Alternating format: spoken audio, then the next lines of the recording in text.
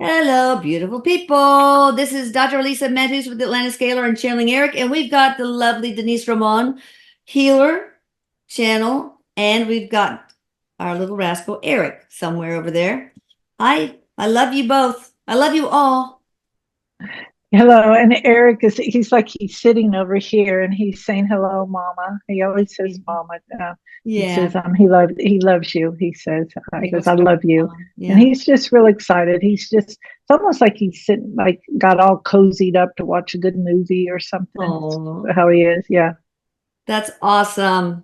All right, we are going to talk about how to reclaim your, sovereignty over your energy. And I say this in the scalar field a lot. You have, when I talk to the person, higher self, you have absolute sovereignty over your energy. No one and nothing can access your energy without your permission, period. But a lot of people do give their energy away. So we could talk Yes. about why that occurs first, I guess, Erik and Denise. Well, Erik says, take it away, and then he starts talking. Erik, he's telling me that we don't we give it away but not realizing that we're giving it away, because he says that we just of course when we get into a place of where we're scared or there's fear or something, um, we do whatever. It's kind of like we're in a fight or flight mode, so we do whatever to make everything okay. He says when things are going good for us, we're kind of not on guard, so we're not paying attention to what's going on, so we're just freely giving things away and not realizing what's going on because things are good. So he says that's really the main reason why we give it away. And also he says um, because we were taught to give it away. Yeah. And so he Yeah. said, so Oh, and daddy we, just came home from work. Go get him his slippers and tend to his needs. Yeah. Maybe like that. yeah, or you go somewhere and it doesn't feel good. And it's like, oh, you're just making it up. Come on. Oh, yeah. Yeah. Hmm. Who do we tend to give energy away more to? Our partner, children, coworkers, boss, friends, neighbors, as a general rule. Eric's is telling me anyone that threatens our that we feel is a threat to our well-being, our comfort levels, our comforts. Yeah. Like, so a boss would be a good one Mm. because they have the power to fire us if they want. Yeah. Um, our spouses, depending on where we are with that. If they're Of course, narcissistic, for example, and gaslighting and all that stuff, that's a great yes, way to lose sovereignty is gaslighting. Somebody gas. yes. Eric says absolutely. Yeah. With our children, he says yes, definitely we can with our children, because but we do it differently, because we do it because we want our children to be happy, we want our children to know that we love them, and we're trying to do things different. Yeah. And he says, so we give it away like that, not realizing we give it away. That's true. Enabling them, spoiling them. The begging really works sometimes, though. Right. Yeah. So, okay. So, what are some typical signs that I don't have my sovereignty anymore, or it's greatly reduced? I'm being told, well, first is when you feel uncomfortable, when you're feeling when your anxiety's kicking in, for people who don't have the anxiety situation going on, but people who just feel nervous, or they just got to go get busy and go do something. Yeah. When they're eating and they're not hungry, or if they want to just go shopping. These are things he's telling me is something's not comfortable within us. Yeah. And why isn't it comfortable within us? And so we're trying to fix that so we can feel better from the inside by doing these outer things he's showing me. And um, he says if we would stop for a moment and check in to go, where am I? We would know, or like, why am I wanting to go shopping? Why am I wanting to eat this? Well, whatever it is, he said you would probably come up with, well, I'm not sure, or, well, it's a habit. This is why I'm doing it. But Eric says the main thing, though, is like when your anxiousness kicks in, the anxiety, fear comes in, or you find yourself getting in a really bad mood. Yeah. Anger, he says, anger is another one. Anger is a big one because that right there Like a lets you know. cornered dog, and you're Yes. yeah, somebody's taking away your energy, and you've lost some empowerment, and so you're like a cornered dog, caged dog. Yes. Yeah. Yeah, and I guess like shopping, wanting that's some semblance of control. Like, okay, I gotta have some control over something because I'm giving my control to others, or to other situations. So yeah, I guess finding Well, it's a power in comfort. other It's a places. comfort. Yeah, it's a comfort thing. He says, "What you're Yeah. trying to comfort what doesn't feel comfortable inside of you is." And he says, "So you're grasping at the things that you can get a hold of." Yeah. Like, give me some more examples, Eric. Shopping, He says, snatching at "Shopping." people to get power from them. Yes, and he says, of course, any kind of addictions, that's because we're trying to Yeah. do that, medicate anything. He says, but he says, or you find yourself the anger. He says the anger you find yourself just really nitpicking at other people for things that you normally wouldn't have. Yeah. He says he says for all of us here in the area that we live in, the road rage. He says somebody pulled the plug on them somewhere. And Yeah. so now they're taking it out on the first person that comes across their path. Yeah. The police who engage in police brutality. I imagine that's one thing too. They're probably had their sovereignty, their power taken away, like middle school on. Yeah, Erik says Erik was showing me little when they were little. Absolutely, Yeah. yes, yeah. What can we do as parents and as grandparents to teach our kids how to recognize that sort of thing, and also how to reclaim their power, reclaim their sovereignty? Erik is saying, like for the younger kids, or even the kids like say high school down, those kids, like when things are upsetting, things aren't going right. He says, ask them to like acknowledge whatever the situation is for them, whatever, I know this is bad, or I know this hurts, or whatever, but let's take some deep breaths. Let's breathe through this, and then check, and then ask them, where are you now? And he says, breath work brings you right back to the now.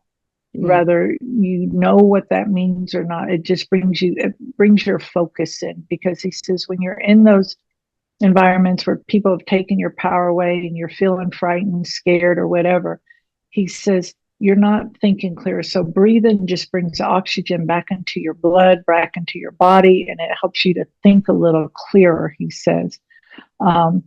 So teaching your kids that, just a few breaths, and then go, okay, now what happened, and ask the questions. Yeah. Well, and then ask specifics. Well, give me one thing, or give me two things that went on, to help bring them back in, so that they can start seeing that they do not seeing, but he says, so they can start feeling that they have control once they start acknowledging what's going on, and then ask what can be done about this. He's saying, and then ask some of them, what's the worst thing that's going to happen to you? Good. And start. This is fear-based, right? It is. And Erik says, because then you start thinning it out of what feels so big, and then it starts getting smaller, he's saying, when you start doing that. Now, and that stuff we can do for our own self too, and ask like what's really going on. And Erik says also too, with the younger kids, you can teach them that it's almost like you can make a story out of, or draw a picture about how when Susie made you mad, how you can just like visualize going back and taking back the stuff that was yours, your happiness, your whatever it is, and and just have them start visualizing that they can bring this stuff back. And then, he says, and then teach them how to, like, you close the door, you don't let them have it anymore. And he says, and this is for all of us. So he says, and so how did we start feeling right before this started happening, and to catch it? Because he says, we really don't realize we're doing this until it's already done. Yeah. So it's, sorry, go ahead. So it's a kind of a lesson in how to create and keep emotional boundaries for others, but also with ourselves. If we don't have emotional boundaries for ourselves, then, we let power slip away to the other person that we're also not, creating boundaries for. So, and I guess the fear of, well, they won't like me as much. Well, Right, right. I'm not worthy of the power that I have, or, that sort of thing. So it's a pretty complicated, but yet simple deal here with power, self-empowerment. Well, Erik says it is simple, but it is difficult because we have been for a long time, like a lot of decades, been Yeah. taught not to trust anything about ourselves. So why would we Yeah. trust? And Erik is saying this is when a good time for adults and kids to teach kids and teach yourself and others. Um, like, go back and ask yourself. He says, um, so what happened? What is it that what is it about Susie or Joey that made me so upset? What was really going on? To try and discover. And it's like teaching your younger kids to start trusting in their own self. And it is a big thing about, well, they won't like me, because there's always that one kid that everybody wants them to like them. I know. And they're And usually a bully, they really especially are. And girls. They're they a know bully, that the mean well, girl. they know they have the power. I know. And so Erik says this is how you disempower that between them. It's not you're disempowering them, but you're disempowering your projection about them. Yeah. And Erik says, you can teach them, well, who else is your friend? Who else would you like to like you? And start going that way. And this is for adults too, because we want people to like us if we don't say, or if we do say, and stuff like that. But Yeah. it's about, he says it's about going inside, like Yeah. and how he's showing me, it's like, what did Susie do to disrupt this part of me? What was going on with me? Interesting. And it's probably not Susie. It's probably something within us. Well, right. It is. And Erik says sometimes with that fear and that anger that comes up in us, it's because Susie is reminding us of when we didn't have a voice, Yeah. when we were younger, or we weren't allowed to do something. And this is why a lot of bosses are portrayed as the bad one, and it's because Yeah. that boss is mirroring for everyone what it is that they need to, where their voice is lacking within themselves. Yeah. Yeah.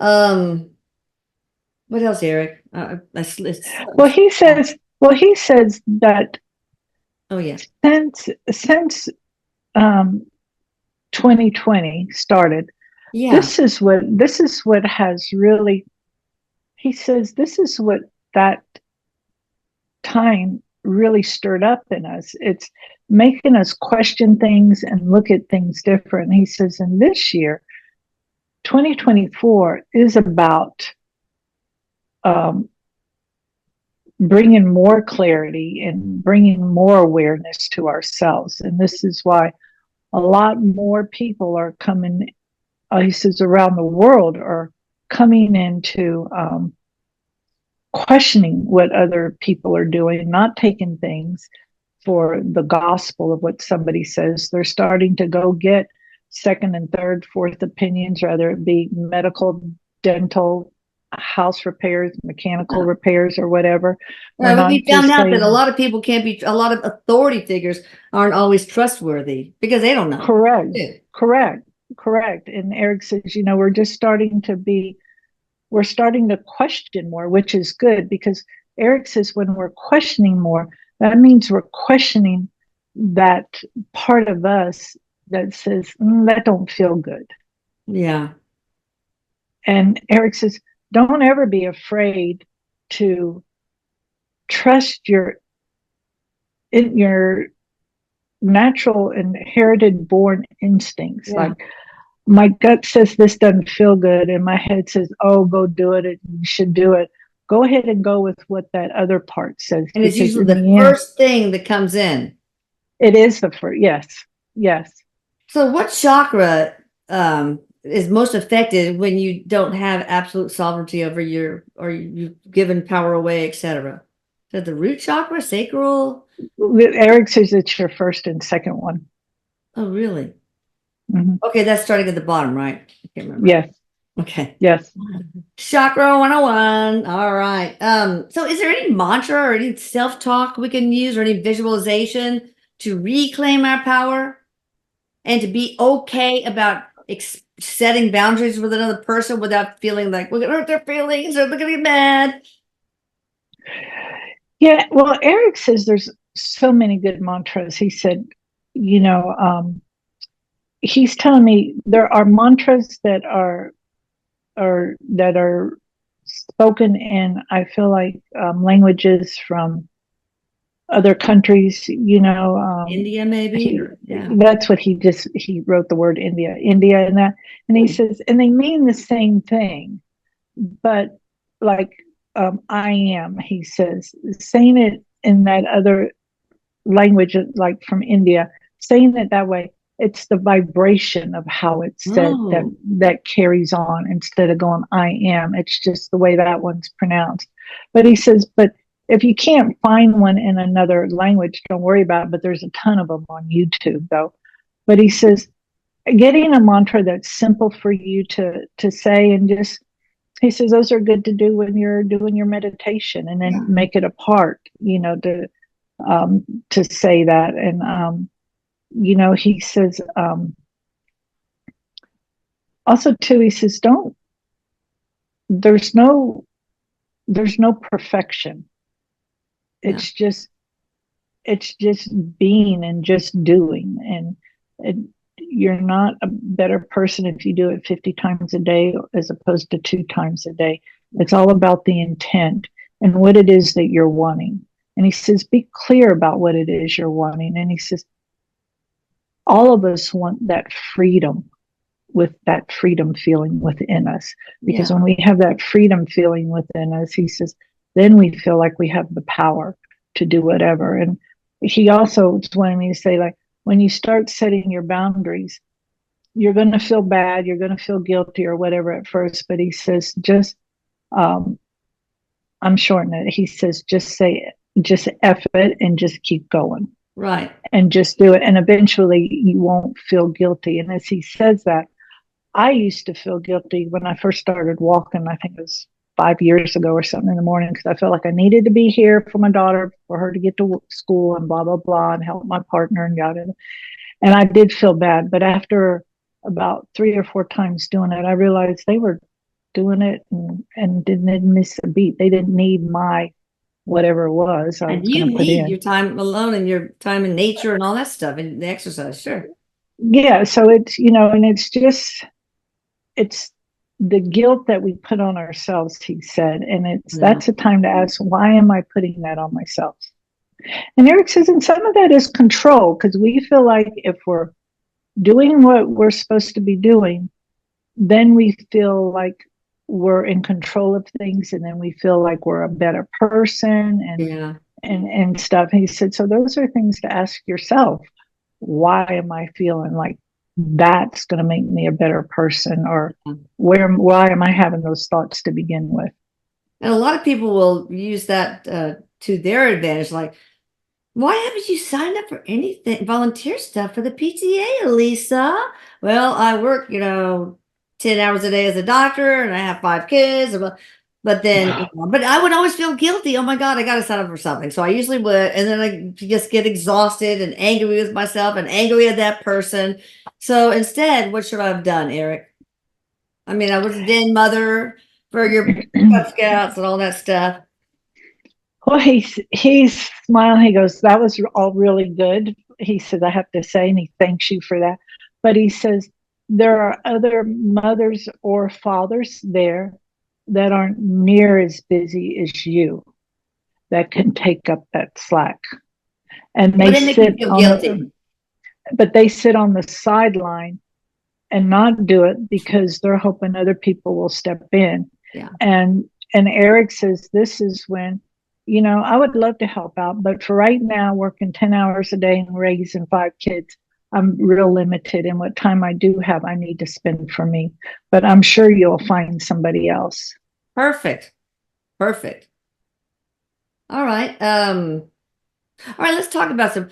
Usually, when I talk to your higher self in the scalar field, I tell you, you are divine and vastly so. You are whole and part of our Creator. You are whole and part of God.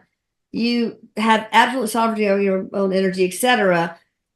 Are these some things that people can say for themselves as well? Erik said, "Oh, absolutely, yes, yes." I am And all and believe it. yes, yes, and just feel the words. He says, "Feel it when you say." But he's telling me when you do your sessions and you say those words and stuff, that energy from those words, the vibration just goes into the work that you're doing, which is energy work, which is going into that. Yes, and some people, he says, even feel a jolt when this is going on. They have said that. And some feel it. Yeah.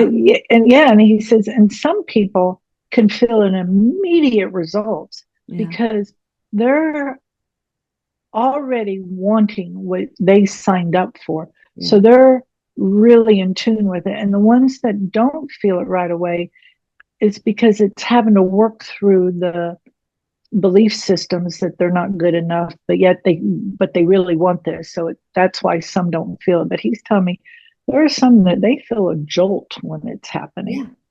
That's right. So your words are so powerful. This maternal love that I send too, and that's fun. I really love it. Oh gosh, yes. Anything else you want to? This is kind of a short topic. Anything else you want to add to this, Erik? Erik is saying, if you can't find a mantra that feels good to you, or you just can't have one, because he says sometimes we get all caught up like, well, I have to find the right one. Just remind yourself that and say, I am the most important person right here, right now, at this time and space. Yes. And he says, and just say that. Say that when you first wake up. Say that when you're taking a shower. Say that when you're going to work or staying at home, whatever. He says, at least say that, because what happens, he says, when you're saying that, it's like those words in your higher self, your authentic self, are lining up with those words like this. And then he says, and then all of a sudden you're just going to start feeling more happier about things, and you're going to start seeing differences and feeling it. And people are going to probably say, boy, you've changed. You haven't said things like that before. Yeah. And Erik says, speaking your truth, putting your boundaries out, doesn't mean that you are I'm going to use his words, that doesn't mean that you're a bitch or you're an SOB. Mm-hmm. It just means you're putting forth what you believe about yourself so other people know how to view you. Yeah. Yeah, it's okay. That's all it is. Your boundaries. Right. And it doesn't mean that you're being mean. It has nothing to do with that. Yeah. Sounds good. All right. We are going to put up a screen with information on how to get in touch with Denise Ramon. And yeah, we'll put that in the description box too. But be sure you subscribe, hit the notification bell. I love you all. Love you, Denise. I love you, Erik. Much love to you. Erik says, he goes, I love you, Mama. And he All says, right, and tell Dad, he says, tell Papa. Papa. Papa, okay. Tell Papa I said I love him too. And I just feel like he's teasing him a little. All right. He needs to be teased sometimes. All right. See ya. Take care. Bye. Bye.